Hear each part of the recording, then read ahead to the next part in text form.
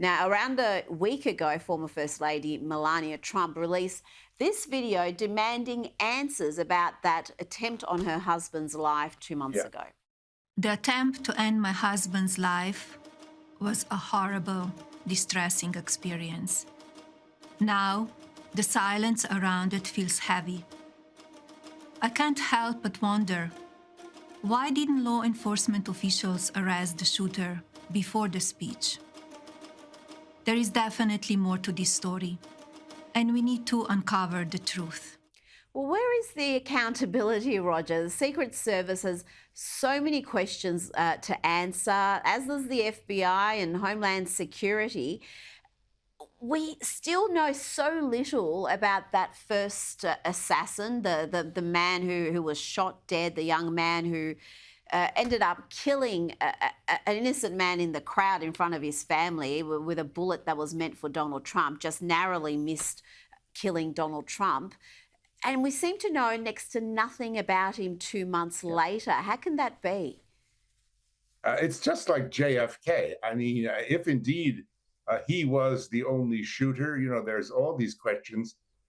There's so many failures that, people are saying nobody can be this stupid. Nobody can be this incompetent. I'm just getting deluged with messages since it happened. It's a conspiracy. It's this, it's that. It doesn't hang together, and nobody's making much of an effort to investigate it. You're quite right.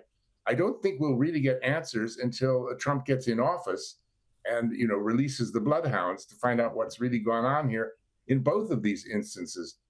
Well, it seems incredible in this day and age where there's so much content available online and people share so much of themselves and their opinions on different social media platforms, and that we don't know anything. We haven't been told anything. I'm sure the authorities know plenty because they've cracked into several devices. Yeah. Now, Roger, you wrote a piece warning of a Orwellian nightmare should Kamala Harris win the presidency. You compared it to what's happening or underway in the UK with the election of Keir Starmer.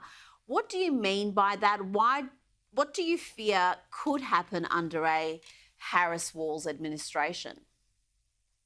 I think we're seeing things happening that we've never seen before that are very frightening, Rita. I mean, how can there be clampdowns on free speech in much the same manner in so many different countries? And I don't just mean Elon and X. I mean, in so many countries, clampdowns on individuals as well as socials.